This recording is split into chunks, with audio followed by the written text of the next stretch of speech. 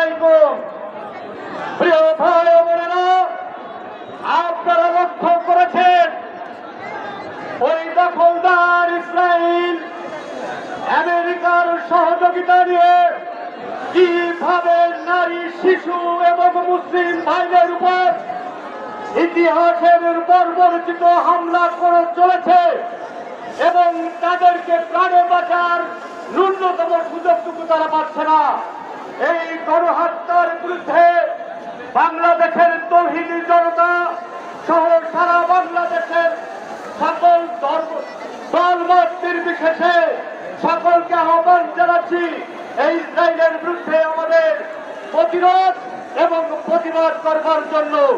সেই সাথে আহ্বান জানাতে চাই বিশ্বের সকল ধর্মপ্রাণ মুসলমান রাষ্ট্রগুলিকে, আপনারা নিশ্চুপ থাকবেন না। ওই আখিরাতে আপনাদেরকে জবাবদিহি করতে হবে। আপনারা আপনাদের সামনে মুসলমান ভাইদের, শিশুদের, নারীদের কিভাবে বোমের আঘাতে আকাশে উড়িয়ে দিচ্ছে, আল্লাহর দরবারে আপনাদেরকে কিন্তু জবাবদিহি করতে হবে। ওইখানে আপনারা কিন্তু রেহাই পাবেন না। দুনিয়ার আরামায়েশে থেকে যদি মুসলমানিত্ব যদি আপনারা স্বীকার করেন, তাহলে আপনাদের বিবেক কোথায়? বিবেক কোথায় জিজ্ঞাসা করতে চাই। সেই কারণে আপনাদের প্রতি আহ্বান জানাবো, বিবেককে জাগ্রত করুন। মুসলমান দেশের পাশে দাঁড়ান, গাজার পাশে দাঁড়ান, রাফার পাশে দাঁড়ান।